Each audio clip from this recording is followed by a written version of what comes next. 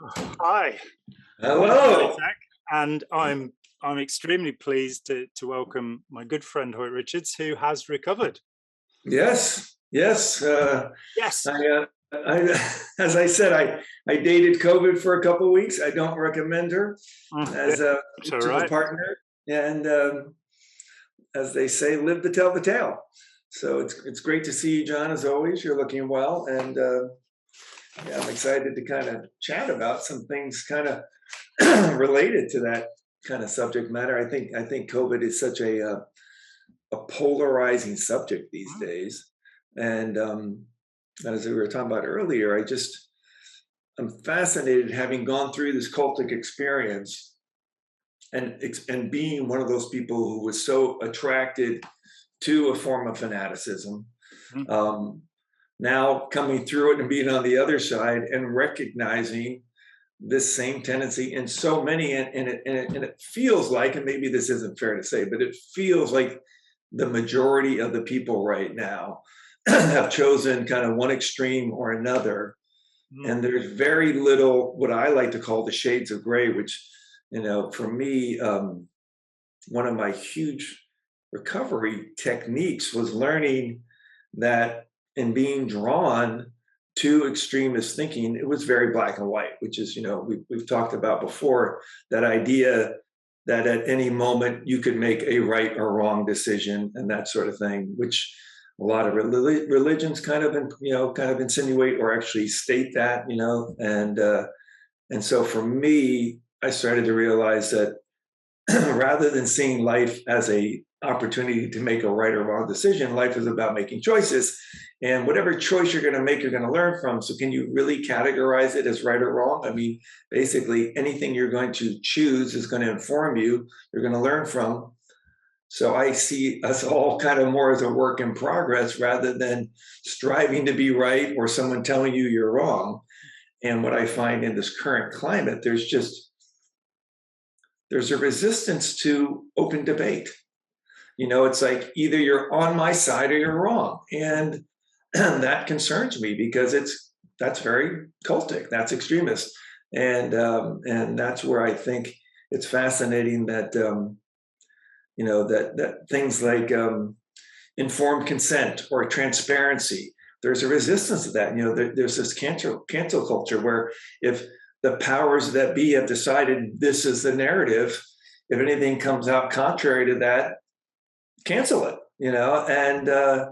And again, that's not helping people critically think, because when you look at Steve's Hassan's bite model, all these aspects, whether it's behavior, information, thought, emotion, there's a lot of evidence to say all those things are being influenced and controlled right now out there in the world. And it's very interesting for me now being on the other side, when I try to engage someone on either side of those extremes and try to just maybe move into that middle area and say, well, let's look at both sides and realize we're probably somewhere in the middle.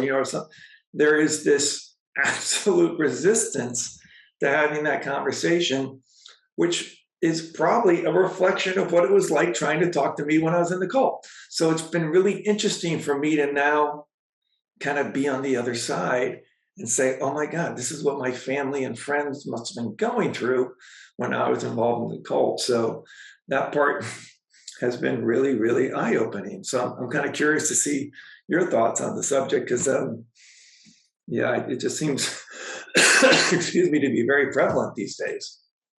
I, I think it always has been an aspect of. Of the human condition. Yeah. Yeah. I Yeah. also, because I accept the new model of evolution, that there is epigenetic change from one generation to the next, and that can be stimulated by cultural transmission. So we can actually, rather than being fixed in patterns that were set in our brains in the savannah, as Yuval Harari argues in his Sapiens, that modularism is pretty much on its way out in biology. So scientifically, it doesn't hold up. And there's a much more hopeful model, which is saying, well, actually, you can change your mind.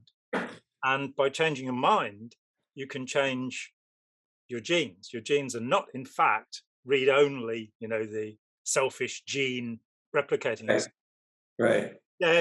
they can be changed. And that gives me a tremendous hope that through interaction and discussion we can achieve something. It's very easy to think that totalitarianism only came into being when the word was invented. Right. In the 1920s, it's a portmanteau word. It's a compression of the word total and the word Right. totalitarianism. And it was used to describe Benito Mussolini, the father of fascism.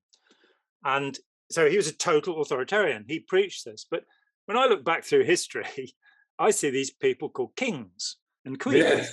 Yes. If they didn't like the look of you, then they chopped your head off, which is off of the head. Yes. Right. pretty totalitarian. We're having various subtle references to Lewis Carroll here, actually, because off with your head, of course, is the White Queen, and he invented the portmanteau word as well in the poem Jabberwocky. Right. But the human society, it seems to me, I'm a huge fan of a sociologist called Eli Sagan, and I say that because I'm well known for saying nasty things about sociology. So I just wanted to point out there are a couple of them. There are a couple you support. Okay, good. I like Steve Kent's work. Eli Sagan. Okay. But Sagan studied democracy and social interaction, and he starts with a book called At the Birth of Tyranny, where he looks at how vicious tribalism developed into vicious monarchy. And he's looking at the intervening stage, how that developed. He wrote a book called The Honey and the Hemlock, where he compared the first Athenian democracy with democracy in the US under the founding fathers, and found much that was the same, that women were basically slaves. They kept slaves, the men did, and it was a small group of people who were allowed to vote. So it was really a senatorial democracy, rather like the Roman one, where you have an aristocracy and they get to vote.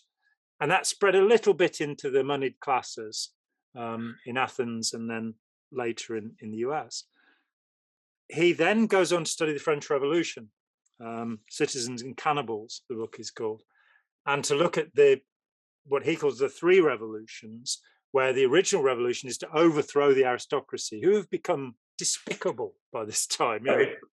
Louis XIV and Versailles and all of this abuse that was going on with people. That this was a good revolution because it followed the American Revolution. It led the French monarchy to regret that they'd given their troops to beat the Brits. Yeah, right. Put you back to that. But then that degenerates into the reign of terror. And so, as far as totalitarianism goes, Robespierre and the Directoire were pouring out those death warrants for Madame Guillotine. So I think that, and I think the problem, and anybody who knows me knows that I think this is a problem. The problem is human predators, that we either allow or put in place people who are viciously opposed to the good of humanity. And somehow the polarization, it's put forward as a fundamental idea of cults, so-called cults. Authoritarian groups everything's black and white. There are 50 shades of grey in between. And I'd like to see all the colours as well, let alone the shades of grey. Well, I'm with you. Absolutely. Let's have a rainbow alliance here. Yes. And the tendency that I have often witnessed in the so-called counter-cult movement is people going to the other side, where now everything that's done inside these groups is wrong. And we have to be a bit more subtle in our thinking. A friend of mine wanted me to compare the Taliban with Scientology the other day. And I said, well, the Taliban are the religious scholars of the Pashtun people.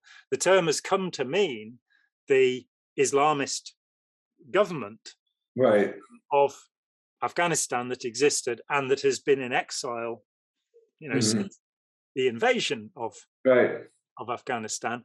And she said, but if you look to the BBC, there are examples of people being burned alive in cages by the Taliban. I mean, well, the Taliban. The idea that anybody in this country that belongs to this ideology, what they do now represents that, is rather like saying the Germans instead of the Nazis. Right. Oh, I see what you're saying. Right. The same when Al Qaeda and ISIS are called Muslims instead of being called Wahhabis, this aberrant sect, which inverts if you look at Waco and say the Christians, look what the Christians did at Waco. Those Christians. Right. There are particular groups of people who represent things. It's also incredibly unfair to compare a group that is burning people alive, Right. Scientology, which, although I do have some criticism of Scientology, people may have noticed over the years. Well, among them is not, the creating of wicker men and the burning. Right. They don't do that. So this is a matter of subtle differentiation and being able to say it's wrong, it's right. Let's tell the Jiangsu story. Let's get a bit of Chinese mysticism. Yeah. I love Jiangsu. Jiangsu is, to me, one of the great founts of wisdom in the world. This kind of happy stoicism, I really like that. He tells a story about a farmer whose horse runs away, and the neighbors come round and say, "Oh, it's terrible, your horse has run away." He said, "Maybe, maybe not." Next day, the horse comes back leading a herd of horses. So the neighbors come around and say, "Oh, you're lucky. Look at that, brilliant herd of horses." And he said, "Well, maybe, maybe not." Next day, his son, trying to break one of these horses, falls off and breaks his leg instead. And the neighbors come round and say, "Oh, poor you, your son's broken his leg." And he says, "Well, it might be a good thing, who knows?" Next day, the army come round to recruit. There's another mystical story. Let's give a Tibetan one, Milarepa, who said that when he was studying, one of the other novices said, "I'm going to go down to the village to do good works." And his master said, "Until you're enlightened, you don't know what good works are. You don't know the concept." Ah, yes. So as somebody who doesn't believe in enlightenment, this puts me in a difficult situation. And it leads me to what William James said, which is, I will act as if what I did made a difference. And that takes the polarization out where you are saying, well, there are bad things and horrible things in the world. Right. And there are good things and nice things in the world, but we can't necessarily be sure. And we have to view that we evaluate things along a scale. I'm hesitating. Yeah. It's a spectrum, right? And right. Count Alfred Korzybski, the founder of General Semantics, put this idea forward. And curiously enough, Ron Hubbard put it in his book, Science of Survival, the gradient scale of logic. And never applied in Scientology, as far as I can see. It's the will of Ron Hubbard, the single value. Sure.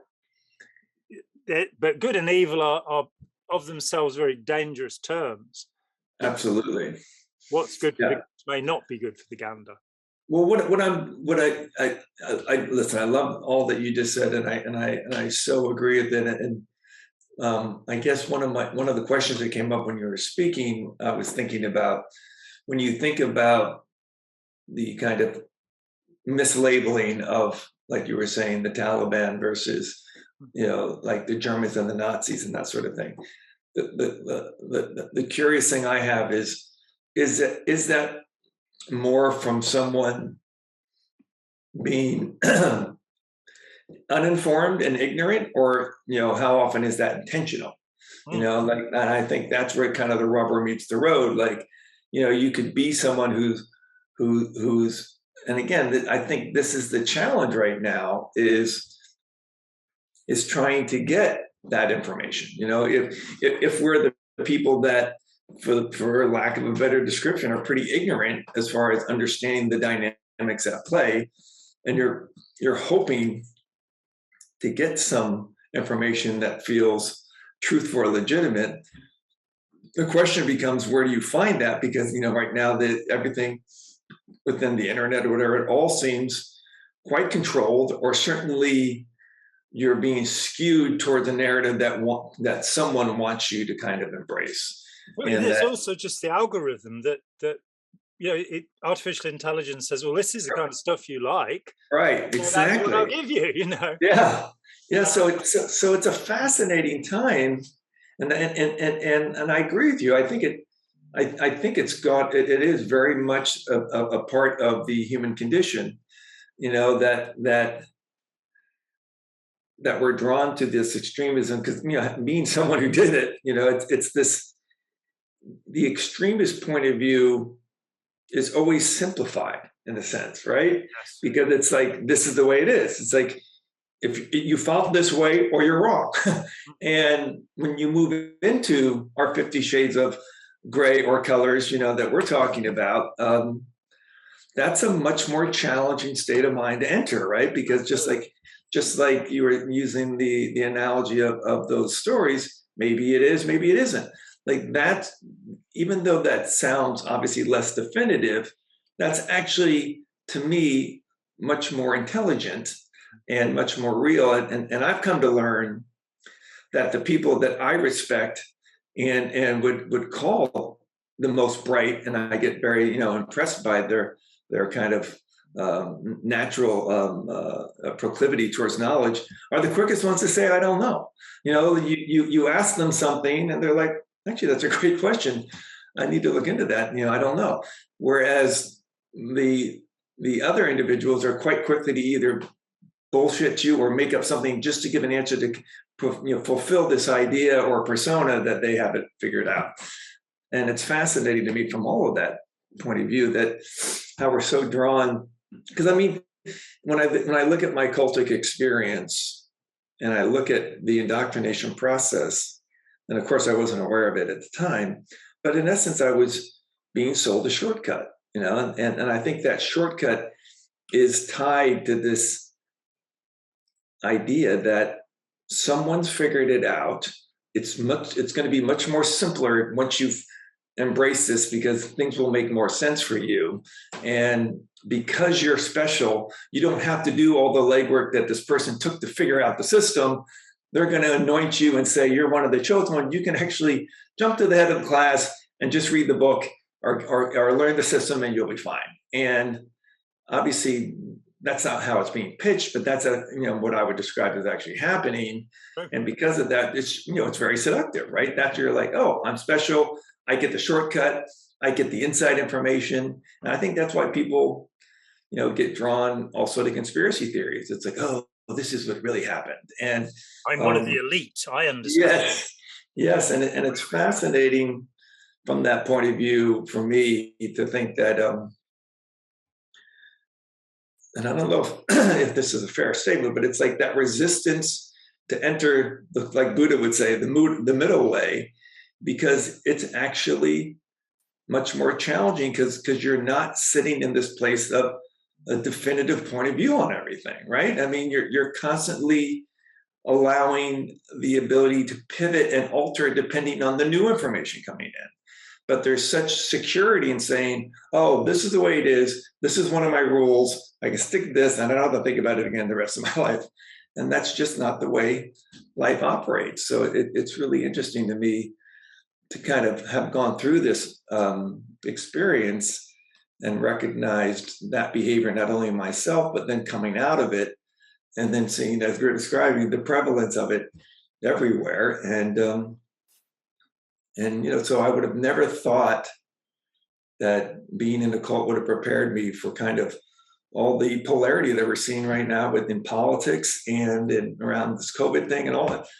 It's given me this lens that I'm grateful for, but I have a hard time having constructive conversations with a lot of people because they're usually on one of the two polar sides. And rather than even have the debate or listen to the message, they just want to kill the messenger. And it's just the fact that I'll even broach that subject.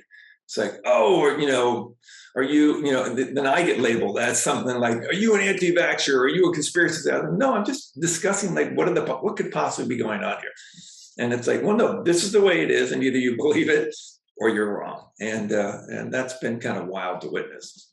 Yeah, the Trump years, which was, of course, there's a great documentary called The Brainwashing of My Dad, which is out there. And the person involved watched her own father become right-wing, having been moderate and friendly for a lifetime, and become intolerant and intemperate and angry. And so she found lots of people who had a similar experience with their aging parents. And there was one case where a woman said, my father, because I'd said something positive about Barack Obama, said, I'm not talking to you anymore.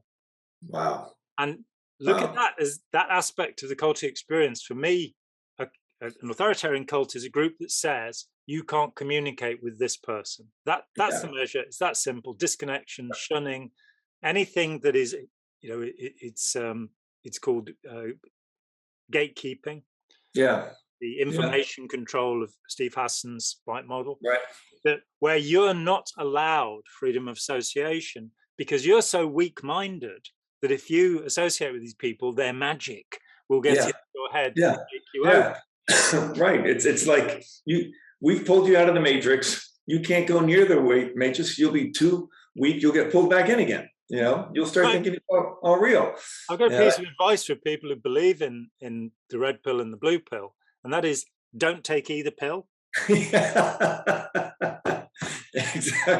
Exactly. Deal with reality instead. Give the pills back. Yeah. No, thank you. But I have a friend of mine who's quite strong to the left, and the liberal mindset. But what I admire about him is, his father said to him, listen, if you can't find at least half a dozen people in the other party that you admire and respect, then he goes, you're totally full of it. Because if you can't recognize there's, even within that kind of polar thing of two parties or whatever, that there's validity and kind of legitimacy on both sides, then you're part of the problem, and I thought that was admirable that he could say, I recognize at that point that I really have never done that. And through that process, he goes, I have found people on the other side that I see, have merits and I can actually respect. And I think that is, the crux of the matter. If you're not open to considering, because that's where you start to move towards more of a moderate point of view, right? I mean, but it's really been interesting. Like I said, to feel like I'm meeting versions of myself and others now, now that I've gone through this kind of tunnel and in and out and learned some, very valuable. And it's the same way. And I know, you're similar. It's like through dealing with that trauma that I experienced and looking at the power dynamics at play that, allowed the indoctrination to happen and the seduction and the manipulation, all those sort of things. That process of coming to understand it, accepting it, forgiving myself, and talking about it with others, not only for my own ownership of the subject, but to hopefully foster conversations, because everyone gets traumatized in different ways. And I think in many ways, I just went through a more extreme version of what others do more subtly. So it's still usually it's a very universal conversation if someone's willing to have it, but that whole process has allowed something that most people would have said, you have a lot of shame around and you have a lot of pain, and you would probably avoid, by dealing with it and making the choice to take ownership of it, not saying I want to be defined by this, but this is part of who my biography, and I'm going to be transparent about it.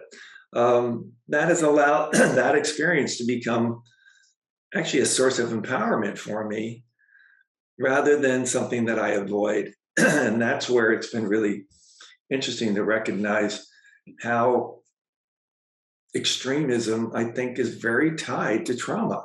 Like, I don't think you can go down an extremist path, excuse me, and not get traumatized, because that black and white thinking, and like you were saying, you usually are putting someone else in an authoritarian position, and when that dynamic exists, you will discover that person or entity will pretty much tell you you're wrong most of the time, and that's very traumatizing. Like, I'm trying to go for something. I think these are the rules. I think this is what I've been told what it takes to become like enlightened or self-aware, all those sort of things, which is virtually impossible to achieve. I mean, that's again, like we talked about, one of the last times, which I loved, is that idea of idealism, and how black and white idealism is as well. I mean, that really had a profound effect on me, Jon, to think about how, when I would think of myself or others, oh, that person is idealistic, and I saw it very much as a compliment. But I now realize that's not really a great compliment. I mean, and I think that the temperament that you described, kind of in that that story you were telling earlier about, the guy on the farm and the horses, and saying that maybe it is, maybe it isn't. That really is the area that I feel more comfortable at this stage inhabiting. Like, I don't expect to figure it all out, and I've had that experience, even when I did the ayahuasca.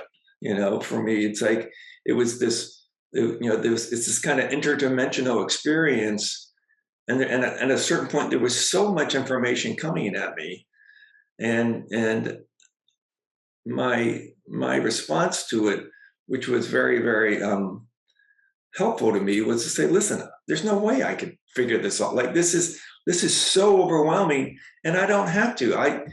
I will trust that I'll understand what I need to understand, and when I don't, I can at least enjoy the experience of watching it, and I don't have to figure it out. And I think that goes back to this desire that some of us have to either figure it all out. I think that's very counterproductive to someone's psyche, or to be right, those people that just have to be right, or those know-it-alls, and I think it's all coming from a place of insecurity and probably trauma, because it's like those feelings of not having it all figured out, or not knowing, are so associated with weakness, where I actually find that's my position of strength. So it's been really interesting to kind of have the tables turned, and then just kind of, with this perspective, witness like multiple versions of myself out there and what's going on right now. I mean, it's been really interesting. Yeah, absolutely. And I mean, the world is baffling and confusing. It's no bad thing to have the humility to realize that we don't have the answers. It has been very easy to make the mistake of believing that somebody who touts certainty does have the answers. Yeah. And in looking at the alt-right movement, I've been looking a great deal recently into the occult beliefs of the Nazis, and which is something that's interested me for decades, but to actually find reliable material about it, rather than the complete nonsense of Pearls and Bergier's Morning of the Magicians, or Ravenscroft's Spear of Destiny, to find work that is academically sound. And it is now available. Nicholas Goodrich Clark has wrote a couple of very good books. He was a professor of Western esotericism at Exeter University. I didn't even know there was such a subject. So are you saying that they weren't going for the Holy Grail like they were in Indiana Jones? Well, they were. There's a text still in print about the Cathars and Montségur. The Cathars, of course, were the first group to be exterminated as a part of ethnic cleansing by the Catholic Church under Innocent III and his successors. It was the first time, so in the 12th century, when they turned around and said, these people have to be killed, sorry, because to show Christ's love, we need to murder these people. And the Nazis, in fact, did. There's this incredible story, which is very much like Indiana Jones, only a lot tackier, that Himmler, who was the Minister of the Interior, the founder and head of the Schutzstaffel, the SS, ran the death camps, was the head of the Gestapo. He set up a ministry called the Ahnenerbe. And that ministry had 50 departments. It was huge. It ran through all of the universities, and celebrated professors all submitted their work to it. They did expeditions to Tibet and to Greenland. And their idea was to prove that there was this Aryan race that was distinct from the rest of humanity. And they were picking up Nordic mythology and all sorts of things. And it took me a while, I've been curious about this since I was a teenager. What was it that made them believe there was such a thing as the Aryan race? Right. And what's the evidence, right? Why do they believe that they're racially distinct from the rest of humanity? And a lot of people still do believe this. Mm-hmm. That Carl Gustav Jung, who I detest personally, I'm afraid, he was not only loudly anti-Semitic, and you can see interviews with him on video where he talks about the Jews. Wow. Just because he got so upset with Freud, Yeah. But he also put forward this view, which I've only encountered recently, that there was an Aryan race. He believed in that, and that it had its own collective unconscious, which was informing it and making things happen. Well, who are these Aryans? That only the Aryans would have access to, so to speak? Yeah, it's a part you live within the collective unconscious of your people. Wow. And it gets down to morphogenetic fields, so all dandelions have their own collective thing. If you go after Rupert Sheldrake's ideas, which I don't, that people will come to believe something, and that dogma will then inform all of their behaviors. So trauma, I think, as you say, is entirely relevant to this. That when you look at significant American Nazis, George Lincoln Rockwell, the founder of the American Nazi Party, the tendency would be, and I don't even agree with the American definitions of the word left and liberal. I don't know what they mean. They don't mean what we use them for over here. But that aside, the libtard, reptard polarization. Right. Sure, the thought would be, well, these neo-Nazis, they're ignorant, they're uneducated. Well, George Lincoln Rockwell was a commander in the US Navy. His successor as the biggest name, William Pierce, his deputy, who then founded the National Alliance because he thought the word Nazi was unpopular. He was a professor of physics and quite a well-recognized professor before he gave up everything, including earning money to support his two children. His son, Calvin Pierce, wrote a wonderful book called Sins of My Father about the appalling sadism of his father, who is this figure. Now, so the point is that there are all these preconceptions. When people come to me, they presume that I'm going to believe certain things because they've got this little sketch of what people believe. And I tend to upset people on both sides of the debate because I don't believe what they believe.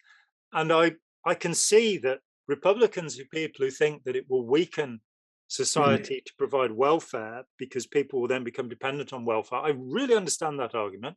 And I can see the Democrat argument, which is if you don't have welfare, then the society will degenerate. And for example, disease will spread through the society if you don't have healthy people.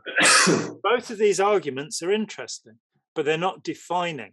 For me, you have to dig underneath and say, well, what are my basic values? And the first value is, do I believe that man is good or evil? And here's Carl Rogers, the founder of humanistic psychotherapy, had a conversation with Martin Buber, a Jewish theologian and philosopher. And he started out the conversation. He said, Martin, I think you'd agree with me that man is basically good. And Martin Buber looked at him. He said, I'd agree that man is basically good and evil. And there are the people who push this idea that you dig far enough and everybody's good. And there are the people who say, like von Hayek, Margaret Thatcher, our dear Margaret Thatcher, carried a copy of von Hayek's work in her pocket. And he said, everybody is selfish. Donald Trump's been quoted as saying, you are either a predator or you're a prey. If you get away with not paying your taxes. So the first point I go to is, should I be pro-social or should I limit my sociability and say, I am pro-social towards white people, middle-class people, men. I am pro-social towards these groups, but I'm antisocial towards these other groups.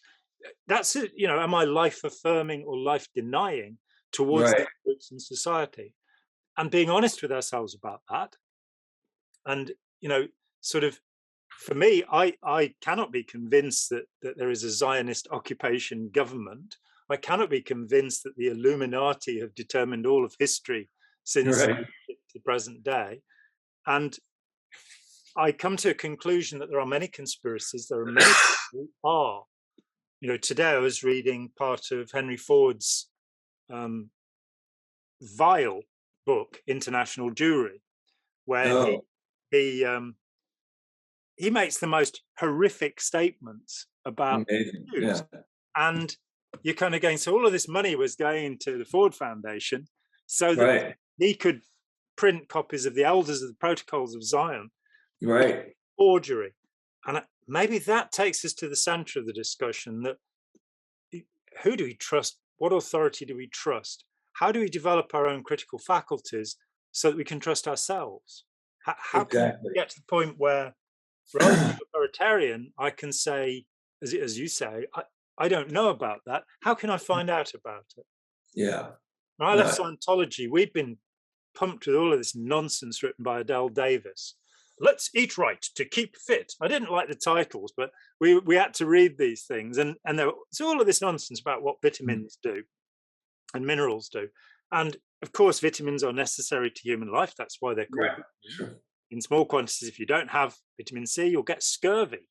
That's why they put the oranges on the ships, right? That was a big breakthrough. Yeah. It's why the British are called limeys. Yeah. Because we used limes instead of lemons.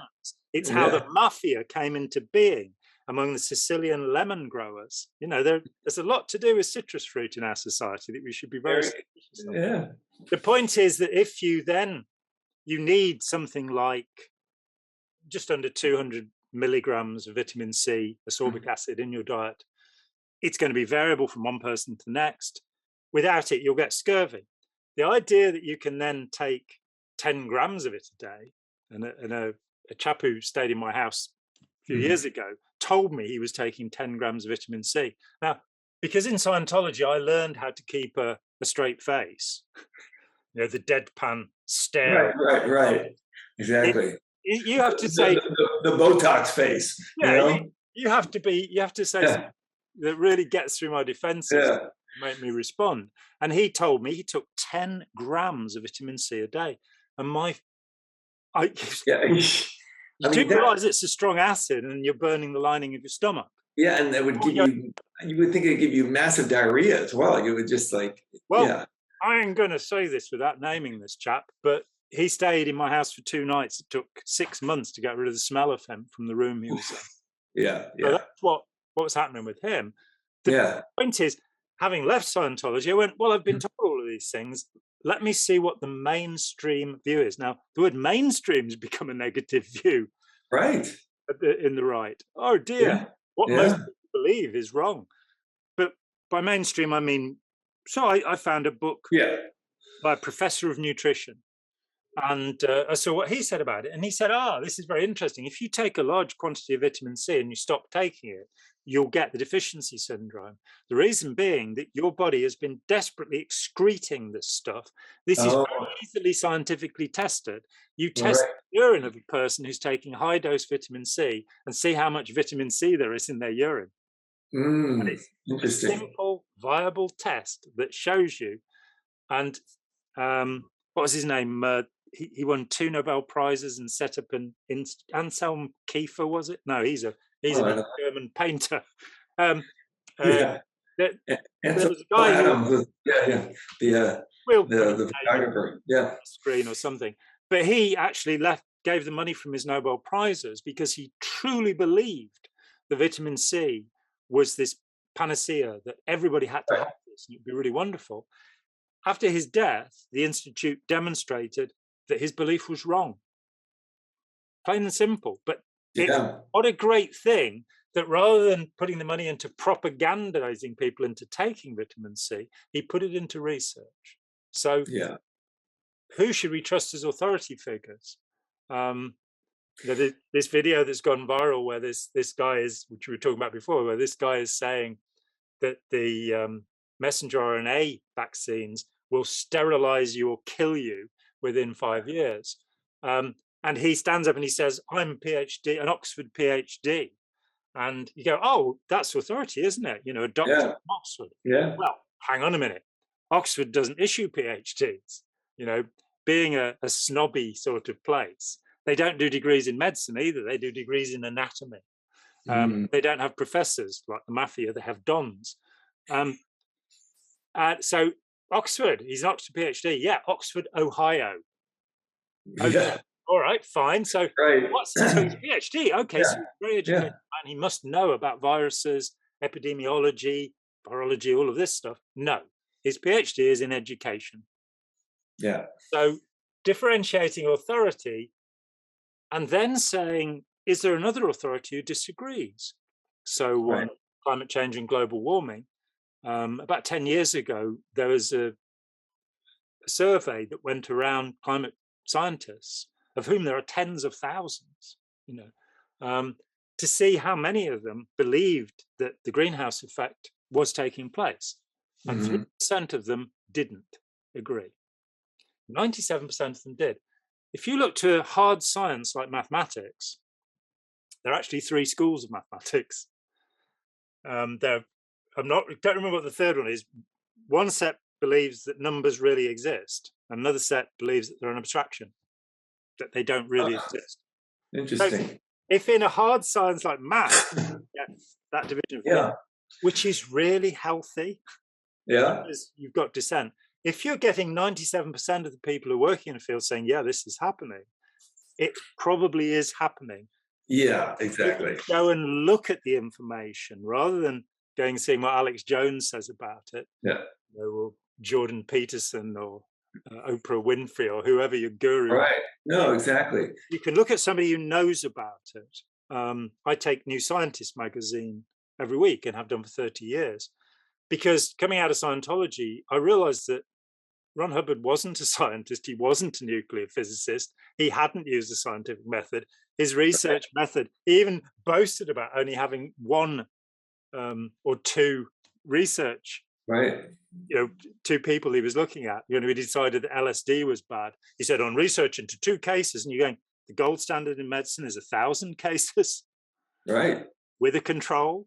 So knowing he wasn't scientific, I wanted to understand what science was. And so I read a magazine that's not written by journalists. It's written by journalists who are qualified in science. It's written by scientists. And sometimes there are significant disagreements, which is wonderful. I do have this problem in that they've had 3 articles about mindfulness since June last year.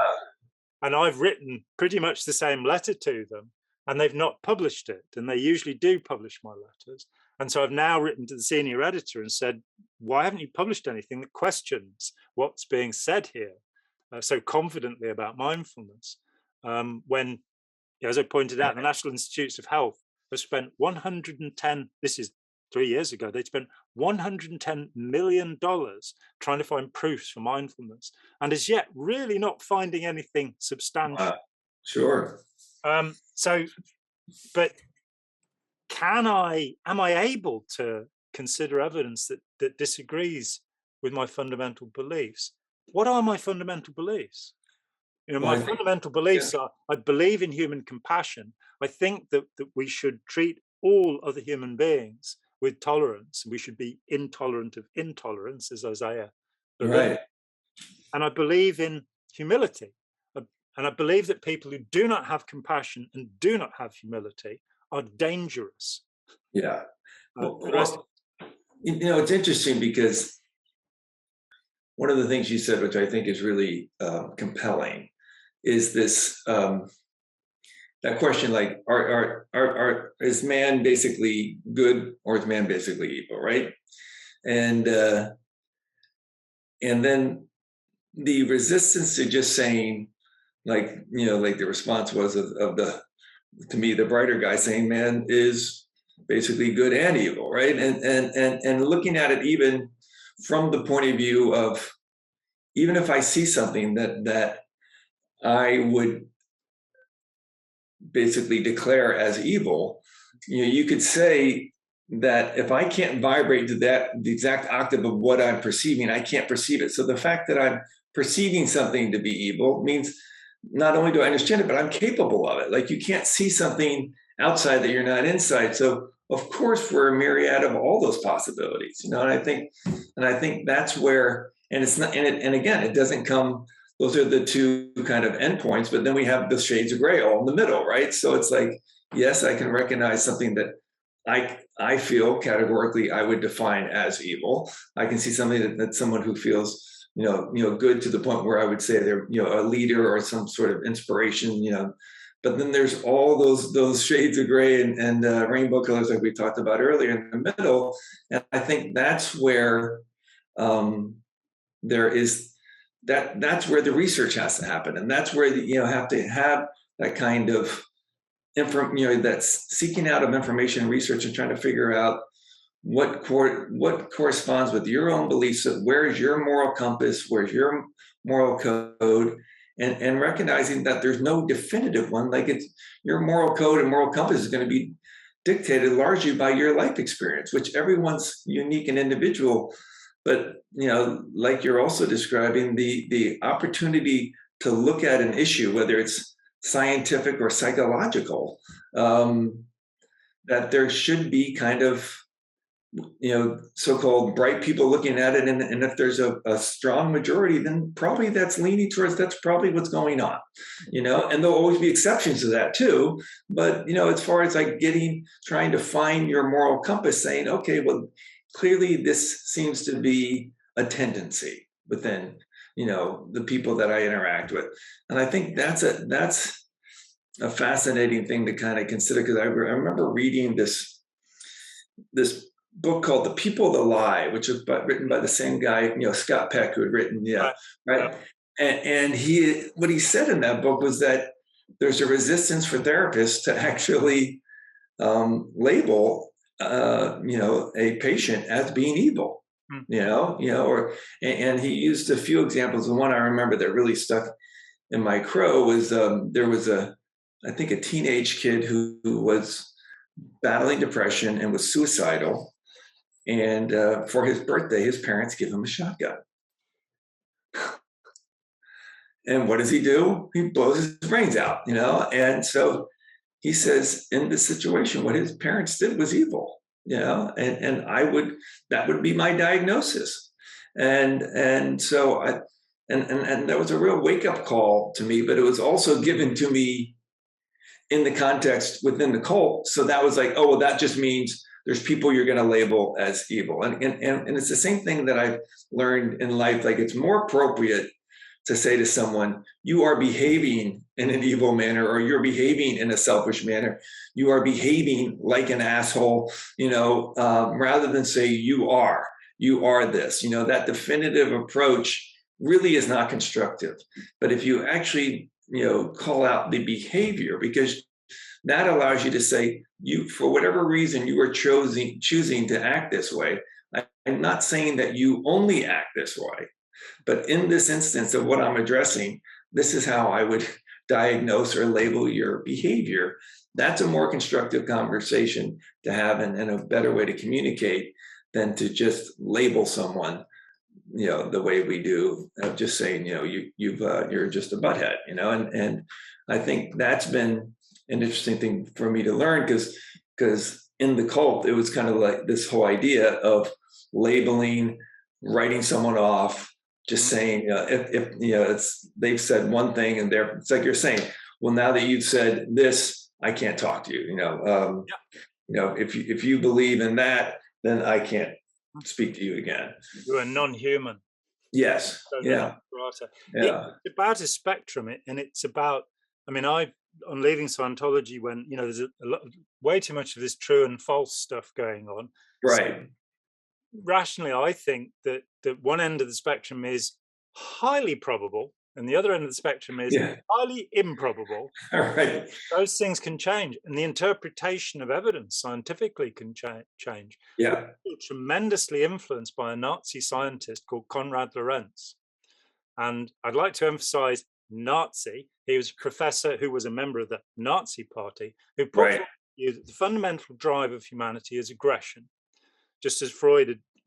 Freud thought we were either trying to screw it or kill ourselves. Those are the two possibilities. And that was in our cells, according to Freud, who was a bit junior. Yeah. Konrad Lorenz put forward what were considered to be eminent arguments, and they were certainly still held, many of these arguments, about the fundamental bestiality of humanity. And Jung, again, was somebody who believed the wolf inside people. I don't believe that. That's not my experience of humanity. Right. But there's a fundamental thing, and I often talk about it, and I've talked about it elsewhere. Around about 1925, a man called Raymond Dart, who was a professor at Witwatersrand University in South Africa, he reported on the Schwarzkranz cave, where they had found all sorts of hominid fossils, or indeed hominid bones, I believe, maybe as well. And they'd found these tusks that came from something like a saber-toothed tiger. And they'd found skulls penetrated by these tusks. And what he determined was that hominids, had actually murdered other hominids by using these tusks, that they'd got these things, used them as weapons, and away you go. That was a very important argument. He was a very celebrated scientist. His work was picked up by Lorenz to say, you see, we're horrible. And in 1977, the successor to the chair at Witwatersrand, a man called Bob Brain, got these tusks and put them under an electron microscope. And he noticed that there was this crisscrossing pattern all over them. And he was like, well, they've been scratched. That's quite interesting. So he made replicas of the tusks, and he had his students go out and dig up parsnips, carrots, whatever, with them. And he found this was the pattern you got. So they were tools. They had been used by the hominids. Oh, interesting. But when you looked at the skulls of the people who'd been murdered, there were 2 holes, indicating that the tusks were still attached to the animal. Then those animals had died in the caves, having eaten hominids. Later hominids had come and found the tusks and dug up parsnips with them. And something that simple can be a shift. The evidence is the same. The interpretation can change. And by being willing to say, yeah, true and false. Right. I love Eric Fromm. I love the life affirming this idea that, if God is a mosquito, we're in a lot of trouble in our terms of what we consider good and evil. Right. That our conceptions are usually self-serving. We tend to go, it's evil because I don't like it. Right. It's good because I do. And as you say, they often come from trauma. Sometimes a trauma inflicted by a parent on a child, the physical punishment inflicted on children, will actually inflict beliefs into the child, spare the rod and spoil the child. Sure. Calvin Pierce's father, when he was, I think, 6 years old, Calvin, his dad had a razor blade that he'd keep on a string on his armchair. And one day, little Calvin, 6 years old, goes, oh, wow, gets the razor blade and chops up the armchair with it. When his father comes home, he orders him to go down to the cellar and take his clothes off. Now, he's normally ordered to go up to his room, but now he's ordered to go, and he's then whipped, I think, with a length of electrical cord until he loses consciousness. When he wakes up, 6 years old, he is completely covered in bruises and wheals. His father is the leader of the National Alliance, which believes in the Aryan people, oppression and destruction of the lesser races. And we see this mindset. Calvin Pierce spent a lifetime healing and coming away from the horrors of his father's behavior and becoming, in fact, a really decent, compassionate person who shared his experience with the world. Most people wouldn't survive that experience. They would take on the abuser's role. And continue the behavior. Right. Keep the cycle going. I mean, what's PTSD is so much of a part of that. If you look at in the US, we didn't have our Vietnam was the Malaysian War, which nobody knows about, and we didn't have conscription. This generation of traumatized people were put back into US society. Again, after Iraq and Afghanistan, a generation of traumatized people are put back, and we see all of the effects of that in the system. There's a wonderful documentary called Bastard's Road, where this guy come back from Afghanistan. He did like 2 or 3 tours, and he's massively traumatized, dealing with PTSD. Can't maintain his relationship, can't make sense of his life. So he literally just walks across the country, reconnecting with as many people from his unit as he can to see how they're doing. Yeah. And this shared trauma and this opportunity to reconnect to the people that you feel only could understand because they were in the foxhole with you. Yeah. It's absolutely gut-wrenching to see them see each other. I mean, it's basically, they would call it like beers and tears. They would just have these incredible emotional releases, but it was a matter of finding some solace of someone who could understand. And he basically goes all the way to the West Coast and said, we need to deal with this PTSD. Like, I've just been across the country and realized that no one gets away with a free lunch. Everyone's traumatized, and it also goes to what you were talking about earlier, where when you've got so-called scientists or the authoritarian people in medicine or whatever their field may be, basically putting out this idea that we are inherently bad and evil. I mean, that just, listen, that's the technique that goes on in the cult, right? Like, you're constantly being put down and saying you are inherently not able to make good decisions. You're basically a bad person. If left to yourself, you destroy yourself and destroy your life. And that's an incredibly powerful manipulation technique. So to have the scientific community also take that approach, it's really catastrophic. And as we're saying, traumatizing. That whole idea that you are in some way hopeless on some level, unless someone can come save you or some sort of thing, really sets everybody up for a disaster, right? Invisible enemy within you. Yeah. Many psychologists still accept the notion of the unconscious mind. Rather than there being unconscious processes, there's a mind. There's this agent inside. Yes. Mr. Hyde that's going to. Yeah, the Mr. Hyde. Yeah. It's run through religions. It's run through psychology, and it purely and simply isn't true. But it allows you to control, right? Yeah. And once people believe it, because humans are the greatest mimics, way beyond minor birds and parrots. Yeah. We can copy any behavior. And so you see somebody who is acting in an absolutely psychotic way, and yet they're miming it. They feel no choice but to behave in this way. So we have mimetic behaviors. We have to be very careful about how we influence others. When we look at something like the placebo effect, that about 30% of people will get a cure. Right. No, exactly. Then you do the opposite, the nocebo, where you give morphine to people and tell them it's a saline solution and it has no effect. Oh, really? Yep. So wow, that's fascinating. Yeah. The human psyche is a very complex place. I would say that war is, Mussolini called it the hygiene of the nation. Didn't work very well for him. The war is the full expression of totalitarianism. It's like, if you don't do what I want you to do, then I'm going to wipe you out. Yeah. And if you look at the wars, of the last couple of our generations and on, in Vietnam, in Indonesia, the consequences in Cambodia and Laos, with the Khmer Rouge and the Pathet Lao, in Iraq, where we completely destabilized the Middle East, by taking out this lunatic dictator. Right. There's no way that Saddam Hussein would have killed 750,000 people during the period that 750,000 people were killed by the liberation of Iraq. Right.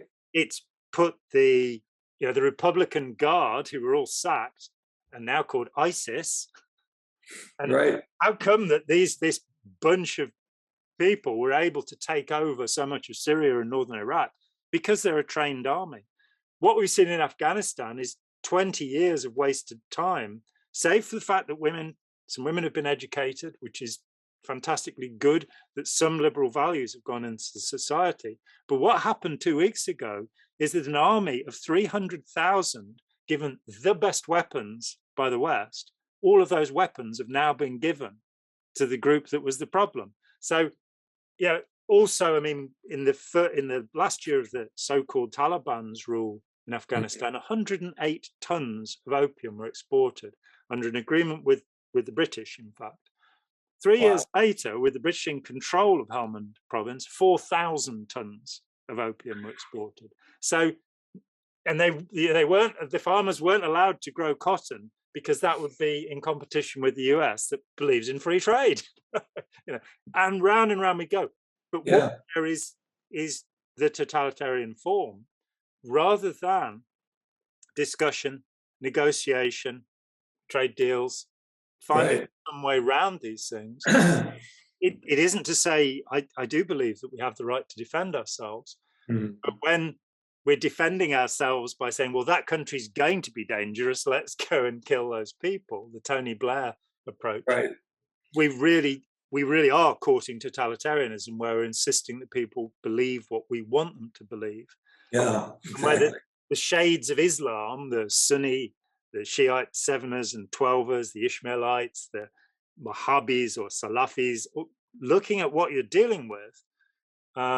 In the US, the majority of Arabs are actually Christians, but they have received terrible persecution because they're Arabs. Yeah, of course.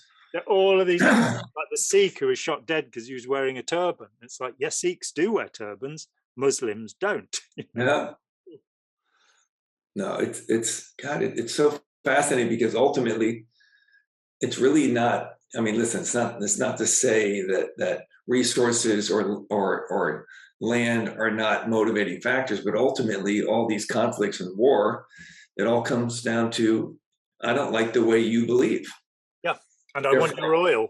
Therefore, I want their oil. And so I can rationalize killing you because you have in my opinion, a faulty belief system. And as you were saying earlier, I'm going to do God's work and exterminate you. I mean, it's, for me, I used to have this battle with my mother when she would say, God doesn't want you to do this, God doesn't want you to do that. And I'm like, what, you have God on speed dial? Like, what do you mean? How's this work? And I had the same thing in the cult, we had some far out belief that the space people were going to come down and lift us out and all this sort of stuff. And at one point, one of the guys who was in the leadership position is like, yes, I'll get to choose which one of you gets to go on the spaceship. And I'm like, hold on. Yeah, you get to decide, like, who left, who guided and left you king. Yeah. And but that is this fascinating thing that happens with people in power, right? I mean, it's wild. And so, yeah, I hope there's some way to stay in the middle ground, but it's definitely challenging these days, right? Let me end on a hopeful note that I talk with many people, very like yourself, very intelligent, well-informed, well-educated, highly educated people who have come to a position of helplessness, that they feel there's nothing you can do about it. And we have to reflect back on the past and say, well, what is our measure? So in the 1870s in this country and in the United States, 4 children were being sent down mines, put into factories to look after machines where they would lose their fingers in the looms, or put up chimneys. And if a 4 or 5-year-old child got stuck up a chimney cleaning it, there was no way of getting them out. They were left there to die. So that was that society. That was a society that had poor houses, workhouses where people were enslaved fundamentally. Right. Charlie Chaplin, of course, spent time in a workhouse as a child before becoming the most influential entertainer in the world. Right.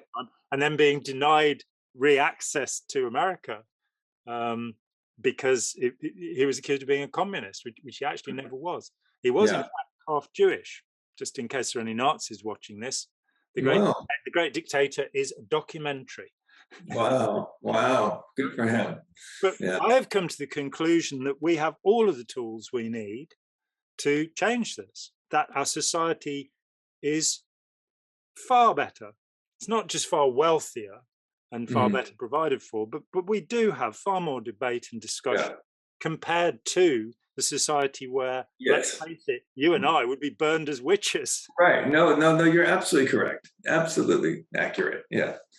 No, I think it is important to remember that that we are a work in progress, but there is definitely positive things to take from the progress we've been making. I think without question. And we mustn't fall into despair because that is what will defeat us. Well, no, that's right, and I think that's absolutely right. I think the place I get most affected emotionally is just that idea of, like I said earlier, meeting versions of myself and just going, wow. Now it's allowed me to have a real compassion and empathy for what my family and friends went through. So it's actually a beautiful thing to witness. It's just in self-reflection, I'm like, oh boy, they must have had a hard time trying to, I can see why they just couldn't get through to me. Like, I get it now. It's like, wow. So it's been a gift. It really has been. Yeah. I mean, I've quoted you before that before we met, I saw a talk you had with Steve Hassan, where you talked about your membership in the cult being a badge of honor. Yeah. And I think the I Got Out, the thing that Mark Black started, that people getting onto there and telling their stories and not having to feel ashamed, because the reality is, as I hope we've demonstrated to anybody watching, that we're not illiterate half-wits. That we, when we got involved with these groups, I mean, you graduated from Princeton, yeah? Right. That we are thinking people, and it's not about being weak-willed or soft-minded. And generally, the people who are most hostile and critical and talk about, snobbily about cults are people who themselves are completely entrenched in stupid ideas. So, right. No, it's very, very true. No, it's so. Well, we've managed to get to the end of yet another conversation. Yes, we have. But I enjoyed that because it's I think it's those shades of gray and Technicolor rainbow is where I think a lot of us would enjoy life a little bit more than sitting in those extremist kind of ends of the spectrum. I mean, in my training as an artist, I was told that the normal human eye can recognize 80,000 different colors, shades, and hues. Wow. And so black and white, who needs it? Yeah, right, exactly. Great. Yeah. All right. Well, thank you, John. As always, great to see you. Yep. Until the next time. Let's switch the recording off. I'm Jon Atack. This is my wonderful guest, Hoyt Richards. Thank you for being with us. Goodbye. Hi, John here. Thanks for watching. We'd appreciate it very much if you would click like, as well as subscribe, and click the bell for notifications. Every dollar helps, and we welcome new patrons on Patreon, or you can make a one-off payment with any currency through PayPal. Thanks so much.